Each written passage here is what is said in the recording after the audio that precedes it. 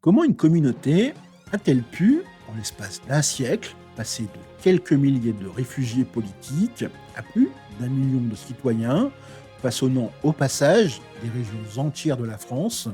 C'est une question vertigineuse, et pourtant, c'est l'histoire bien réelle de la diaspora polonaise en France.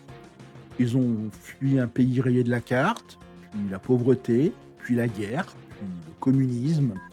Ils pensaient souvent ne rester que quelques années, le temps de gagner un petit peu d'argent, Narleb pour le pain, comme ils disaient, et pourtant, ils se sont enracinés, créant des petites Polognes au cœur des cités minières et transformant à jamais le visage de la France.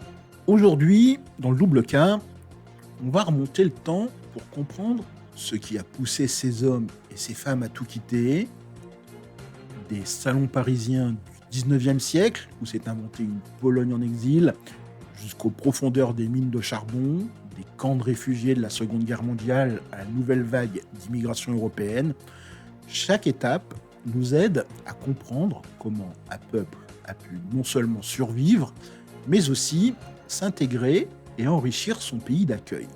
C'est le récit d'un exode qui a duré près de 2 siècles et qui a façonné non seulement la Pologne moderne, mais aussi une partie de ce qu'est la France aujourd'hui. D'abord, même si on l'a déjà dit dans un précédent podcast sur la grande vague d'immigration polonaise à travers le monde, en fait, d'abord, pour comprendre d'où vient cette diaspora, il faut revenir à un événement traumatisant qui a littéralement rayé la Pologne aux cartes de l'Europe.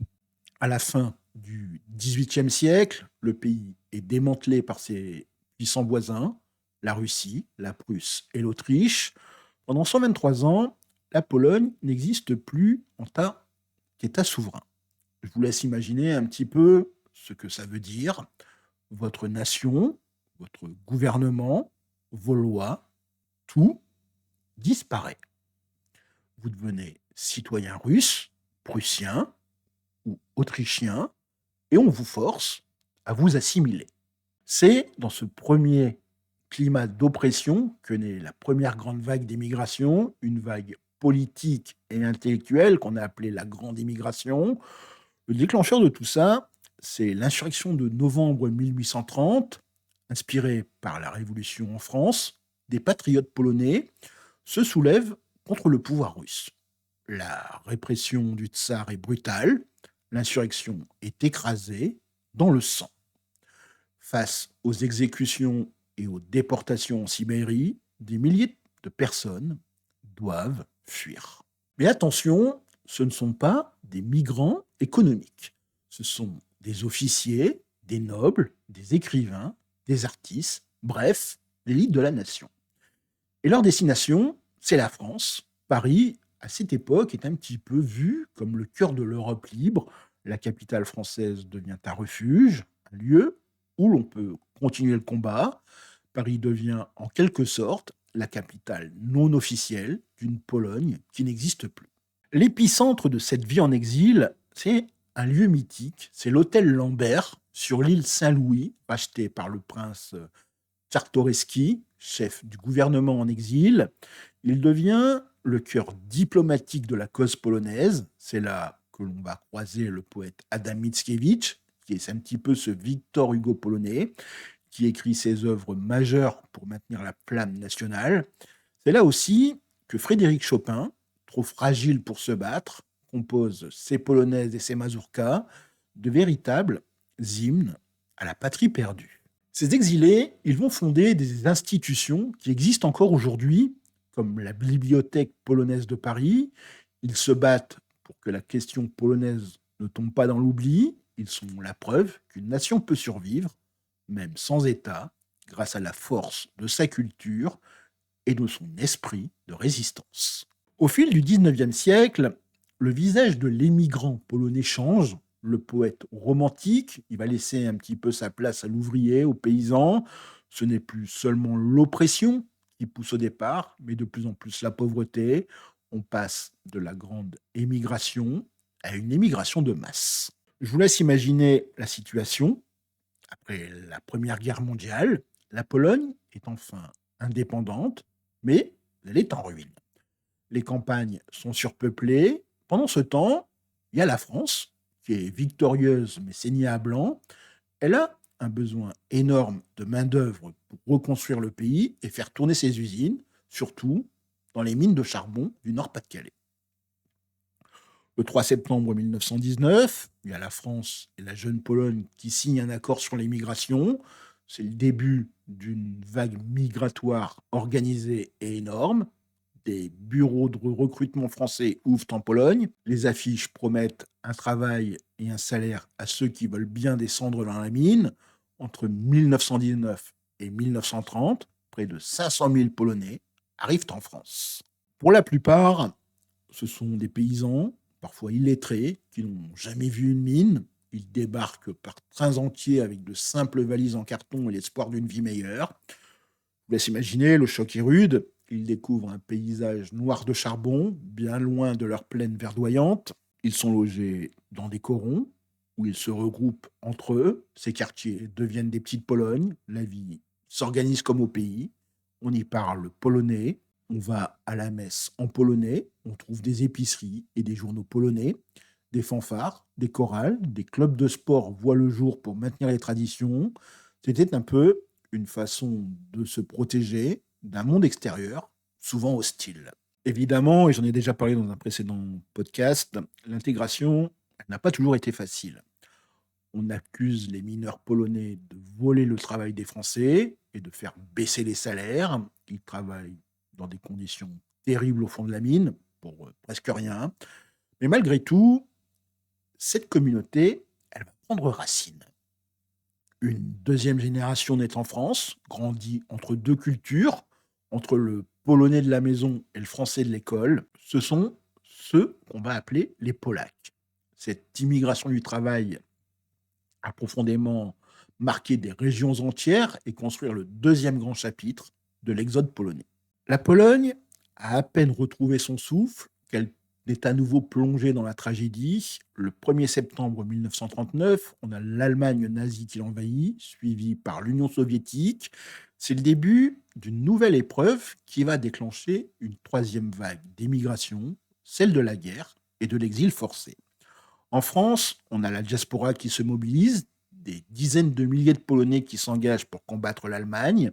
Pendant l'occupation, ils sont très actifs dans la résistance, notamment dans les réseaux de la main-d'œuvre immigrée, où leur courage est souvent légendaire. Mais à la fin de la guerre, en 1945, le drame continue. La Pologne est certes libérée du nazisme, mais tombe sous le contrôle de l'Union soviétique.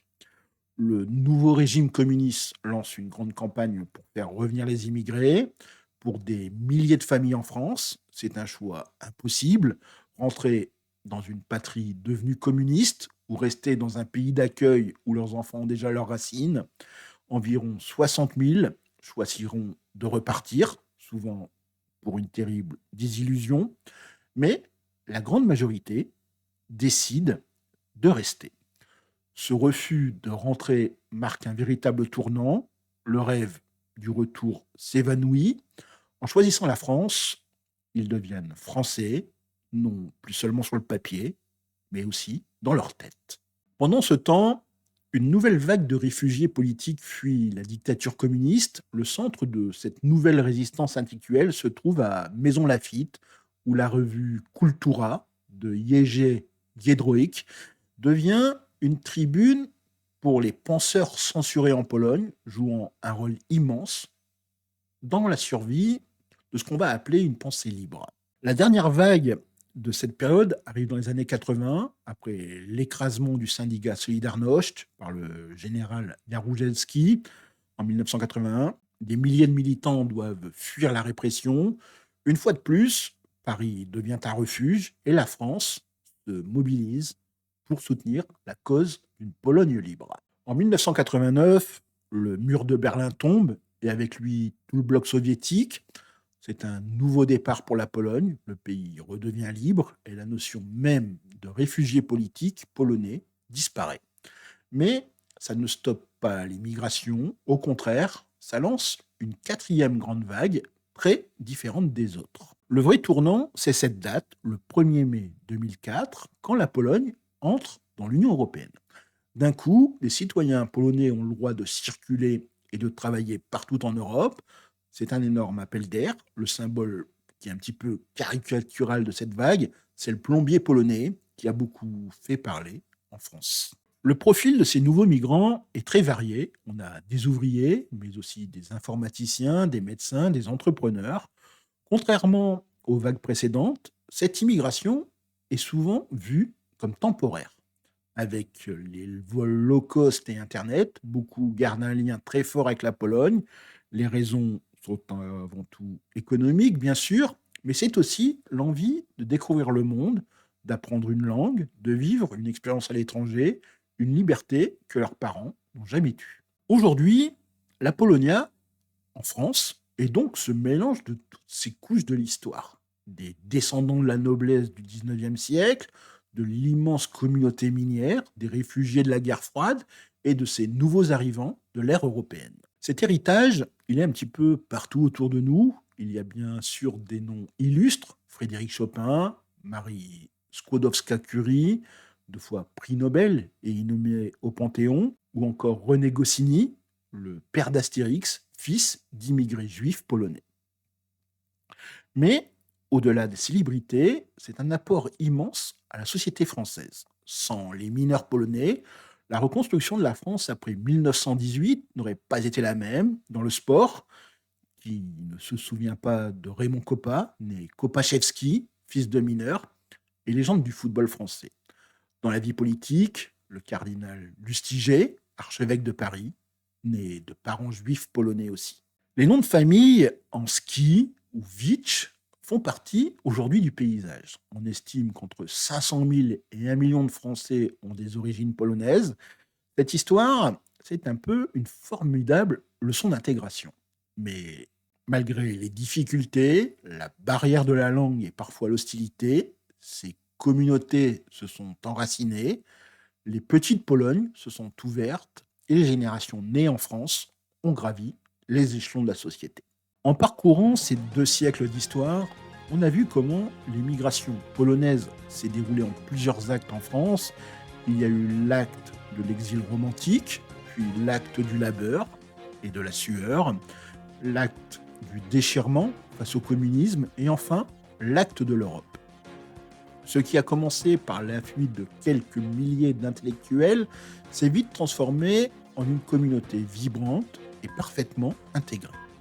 L'amitié franco-polonaise, elle s'est forgée dans ces millions de destins croisés. C'est une histoire qui est loin d'être terminée et qui continue de s'écrire aujourd'hui au cœur de notre Europe commune. Cette grande fresque, c'est peut-être aussi votre histoire de famille. Si vous ou vos proches avez un souvenir, une anecdote liée à cette émigration, n'hésitez pas à la partager dans les commentaires. Votre récit, il est précieux. Et si ce voyage dans le temps vous a plu, pensez à laisser un petit j'aime, soutenir la chaîne et bien sûr, abonnez-vous et activez la cloche pour ne pas manquer nos prochaines explorations. Je vous remercie de m'avoir suivi une nouvelle fois. Je vous souhaite de passer une excellente journée.